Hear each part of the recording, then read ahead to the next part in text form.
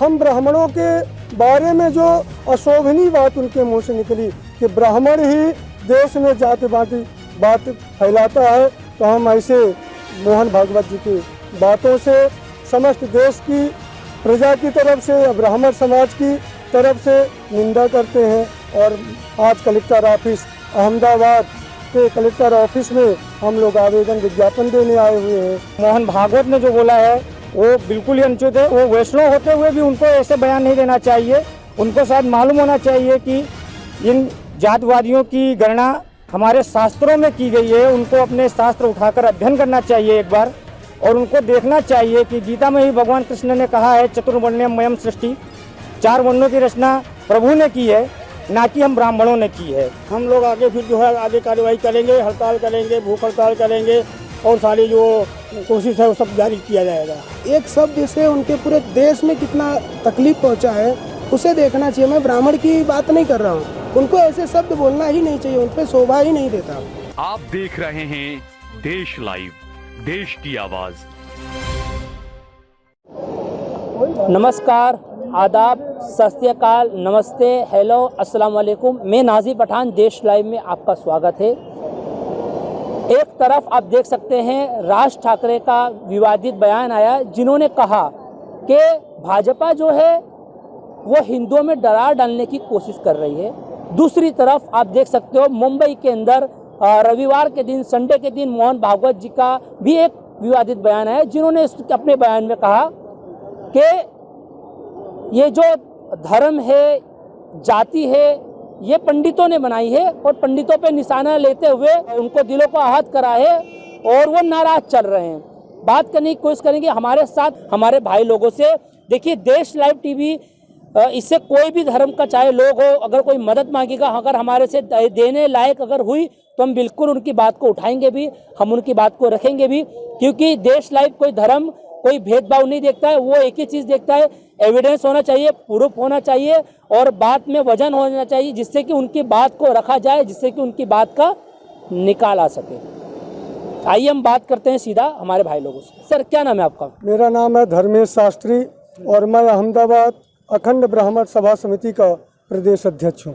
Sir, क्या कहेंगे मोहन भागवत जी का जो विवादित बयान आया है? तो देखिए, आज के देश में जो मारामारी चल रहा है जातिवाद को लेके, जो बड़े बड़े नेता अपने दाल रोटी सेकने के लिए, अपने वोट बैंक को बढ़ाने के लिए हम भाइयों को सुख शांति से रहने नहीं दे रहे हैं।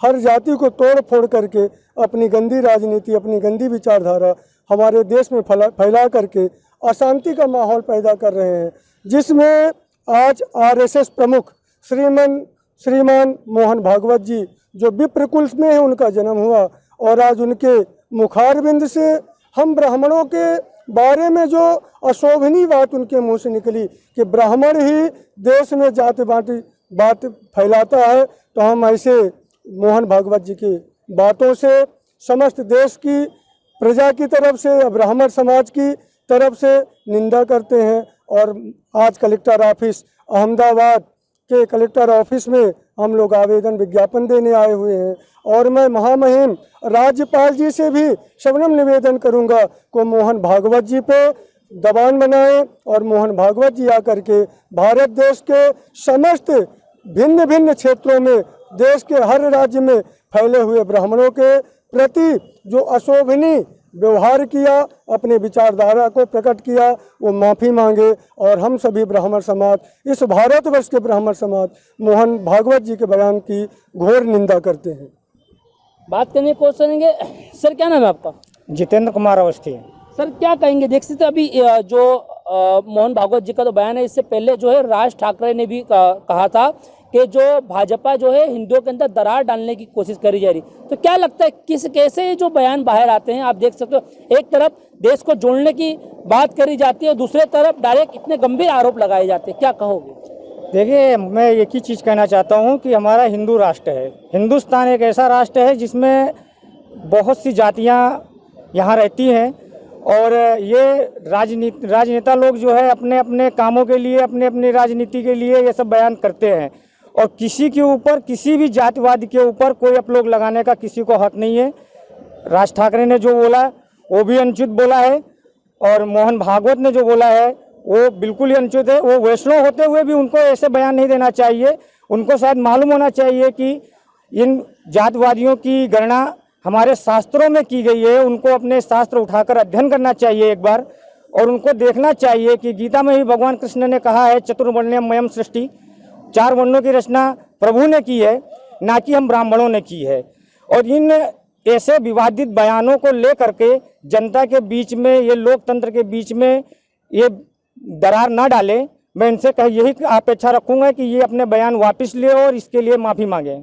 एक अभी आपने कहा कि ये जो है हिंदू राष्ट्र है, हिंदू देश है, तो सर मेरे को तो लग रहा था ये तो सेक्युलर देश है। एक तरफ सबको जोड़ने की बात करते हो और आप कह रहे हो कि मतलब हिंदू राष्ट्र है, तो क्या लगता है इससे ऐसा नहीं लगता और जो दूसरे धर्म के लोग हैं उनकी भावना भी आहत होगी, उनको भी ठेस पहुंचाएगा? क्योंकि ऐसा कुछ तो डिक्लेयर हुआ नहीं कि हिंदू राष्ट्र बन गया है या संविधान ने इसको डिक्लेयर कर दिया है या दूसरे राज्यों ने इसे परमिशन दे दिया, ऐसा कुछ तो हुआ नहीं। फिर आप कैसे कह सकते हैं हिंदू राष्ट्र? हिंदू राष्ट्र सनातन धर्म से चला आ रहा है। हमने अपने पूर्वजों से, बुजुर्गों से जो भी पढ़ा है, वैसे हमारा हिंदुस्तान एक ऐसा है कि किसी जातिवाद को लेकर के नहीं होता है। हम एक दूसरे के प्रति चलते हैं, एक दूसरे के धर्मों को मानते हैं, एक दूसरे के धर्मों का सम्मान भी करते हैं हम। और उन्हीं की अपेक्षा रखते हुए हम हर राजनीतिक लोगों से ये कहना चाहते हैं कि वो हर धर्मों का सम्मान करे, हर वर्ण के लोगों के साथ में जिस तरह बर्ताव किया जाता है उस तरह करे, किसी के पास समस्त विवादित बयान ना देवे। और ये देश ऐसा है कि यहाँ पे हर जाति के लोग रहते हैं, हर धर्म के लोग रहते हैं। बिल्कुल। सर क्या नाम है आपका? RR मिश्रा, रविंद्र प्रसाद मिश्रा। अच्छा सर, अगर मोहन भागवत जी ने अपने शब्द को वापस नहीं लिया और अगर ब्राह्मण लोगों से माफ़ी नहीं मांगी, आपकी आगे की कार्रवाई क्या रहेगी, रणनीति क्या रहेगी? भाई संविधान के अनुसार जो है हम लोग आगे फिर जो है आगे कार्रवाई करेंगे, हड़ताल करेंगे, भूख हड़ताल करेंगे और सारी जो कोशिश है वो सब जारी किया जाएगा। हमारे साथ पंडित जी भी, पंडित जी से 2 शब्द लेंगे। पंडित जी क्या कहेंगे? अभी देख सकते हैं जो अभी देश का माहौल चल रहा है, इस पे एक इतना गंभीर आरोप लगाना कि पंडितों द्वारा जो है धर्म बांटे जा रहे हैं, भेदभाव करा जा रहे हैं, क्या कहेंगे? ब्राह्मण समाज को बांटने की एक कोशिश चल रही है। ब्राह्मण ने जात बनाई ऐसा लोग कहते हैं, लेकिन जाति पात कुछ है ही नहीं। सब ब्राह्मण को बदनाम कर रहे हैं। रचा है भगवान ने रचा है। अगर 4 वर्ण कहे जाएं तो 4 वर्ण कौन से? कि जो दान से घर चलाता है वो ब्राह्मण, कर से टैक्स से जो घर चलाता है वो ठाकुर, और व्यापार से जो घर चलाता है वो वैश्य, और जो नौकरी पेशा मजदूरी करते हैं वो शूद्र। ये 4 वर्ण हैं और चारों अपनी अपनी जगह बटे हुए हैं और इन्हीं चारों से संसार चल रहा है, हमारा देश चल रहा है। अखंड भारत है। राजा दशरथ जी जब थे तब अखंड भारत कहा जाता था। आज अखंड भारत नहीं कहते, खंड खंड भारत कहते हैं। और वही प्रक्रिया चल रही है कि इस भारत का खंड खंड होना। सर देख सकते हैं एक तरफ तो देश का एक तरफ बोलबाला होना चाहिए, मगर दूसरी तरफ अगर इस तरीके के विवादित बयान आएंगे, जाहिर सी बात है देश के ऊपर खाली हमारी मीडिया ही नहीं, इंटरनेशनल मीडियाओं की भी नज़र होती है। तो क्या एक तरीके का ये जहर खोलने की कोशिश नहीं करी जा रही, आपस में लड़ने की? क्या लगता है आपको? मैं मोहन भागवत जी का बहुत सम्मान करता हूँ। रही बात उन्होंने पंडितों के विरोध में जो शब्द बोला है वो अनुचित है, मैं उसकी निंदा करता हूँ। मोहन भागवत जी बोल सकते हैं कि ब्राह्मणों ने कहाँ पे कहीं लिखा नहीं है, बराबर। आप संविधान उठा के देख लीजिए, संविधान के खिलाफ बोल सकते हैं कि संविधान ने सबको जाति प्रमाण पत्र बांटा है? ब्राह्मण तो सद्भावना सबको साथ में लेके चलने वाला पंथ है। ब्राह्मण सबको जोड़ के रखने वाला है। आप शादी है, विवाह है, कहीं पे भी जाइए, ब्राह्मण नीचे से ऊपर तक के लिए सबको न्योता भेजता है, सबकी ज़रूरतों को समझता है, सबकी जिम्मेदारियों पर ध्यान रखता है। ब्राह्मण सबको देखने वाला है, किसी एक जाति का नाम नहीं है। ब्राह्मण मतलब सबको जोड़ने का जो काम है वो ब्राह्मणों का है। मोहन भागवत जी इतने मतलब वरिष्ठ व्यक्ति हैं, इतने मतलब एक शब्द से उनके पूरे देश में कितना तकलीफ पहुंचा है उसे देखना चाहिए। मैं ब्राह्मण की बात नहीं कर रहा हूं, उनको ऐसे शब्द बोलना ही नहीं चाहिए, उन पर शोभा ही नहीं देता। तो क्या लगता है, ऐसा तो नहीं कहीं उन्हें बुलवाया गया हो? क्या आपका क्या मानना है? उनको कोई नहीं बुलवा सकता, वो बोले होंगे। उनको तो महंगाई, बेरोजगारी, शिक्षा, आज युवा इतने बेरोजगार बैठे हैं, उन पर बात करनी चाहिए। हिंदुओं में ब्राह्मण है, क्षत्रिय है। हमारा देश एक बगीचा है जहाँ तरह तरह के फूल हैं। ये इस खूबसूरती को उनको समझना चाहिए। इतनी उम्र हो गई, इतने अनुभव है, उनको उस खूबसूरती को समझना चाहिए। देश अपना बांटने का काम नहीं है, देश अपना जोड़ने का काम है। आज विदेशों से भी लोग हमारे देश का चीज़ों को फॉलो कर रहे हैं, हमारी परंपरा को फॉलो कर रहे हैं कि ऐसा कैसा देश है भारत, ऐसा कैसा लोकतंत्र है जहाँ पे इतने सारे धर्म है, उसके बाद भी लोगों में प्रेम मोहब्बत है। बिल्कुल आपने सही बात बोला। मैं आपकी बात पे खाली एक सवाल मेरा ये रहेगा कि जो आपने कहा है देश को जोड़ने की बात, जोड़ा जाए ना कि बांटा जाए, बिल्कुल से आपको नहीं लग रहा मतलब कहीं ना कहीं देश के अंदर बांटने की कोशिश करी जा रही है? देखिए, ये नेता है, खाली बैठे रहते हैं, उठते हैं, कुछ भी बोल जाते हैं। जनता को जागरूकता की जरूरत है। मेरे खिलाफ, ब्राह्मण के खिलाफ हो कि छत्री के खिलाफ हो कि मुस्लिम के खिलाफ हो कि सिख के खिलाफ हो, ऐसे बयानबाजी अगर कोई करता है तो उसका विरोध करने आना चाहिए, ये हमारी जिम्मेदारी है। और ऐसे लोगों पे हम कलेक्टर ऑफिस आए हुए हैं साहब को, आज हम अपना ज्ञापन देंगे कि ऐसे लोगों पर कड़ी कार्यवाही करें। ऐसे शब्द को वापस लेना, बोल देना, ये कोई बच्चे नहीं हैं। आप एक जिम्मेदार व्यक्ति हैं, किसी संस्था के संस्थापक हैं आप ऐसे छोटी बचकानी भाषा नहीं बोल सकते। इससे एक ब्राह्मण की बात नहीं कर रहे हैं हम, किसी को नहीं बोल सकते आप। ये देश लोकतंत्र है, ये लोकतंत्र से चलेगा, ना कि ब्राह्मण, क्षत्रिय, ठाकुर, हिंदू, मुस्लिम, सिख, ईसाई से चलेगा, संविधान से चलेगा।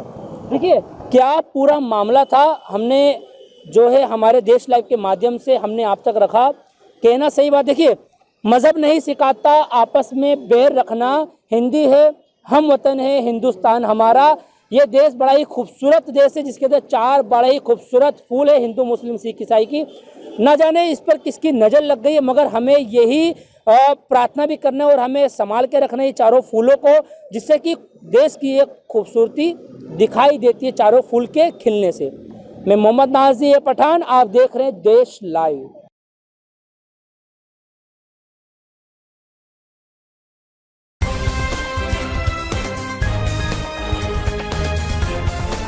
देश और दुनिया की तमाम छोटी और बड़ी खबरों के लिए हमारे चैनल को सब्सक्राइब करना न भूलें और बेल का बटन जरूर दबाएं।